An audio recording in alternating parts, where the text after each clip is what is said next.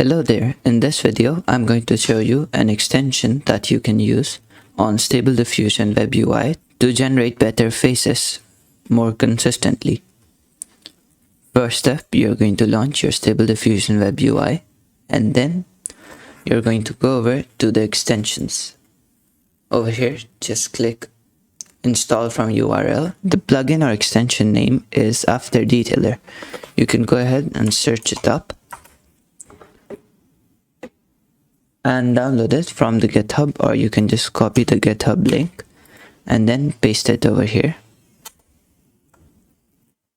and then click install. It's going to install onto your Stable Diffusion web UI in a bit. After downloading it, you're just going to generate something.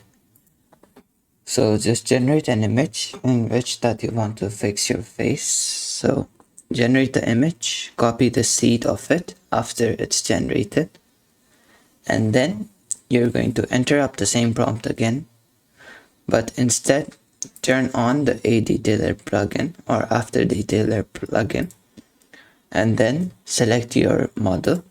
So we're just going to select the media pipe face full, and over here enter up your Detailer prompt.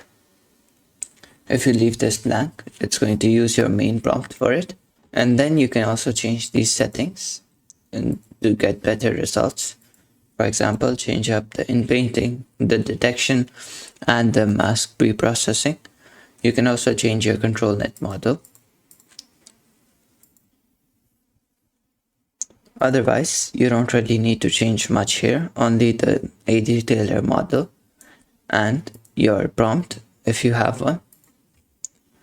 Then all you have to do is make sure your seed is the same as your previous generation and just hit generate again.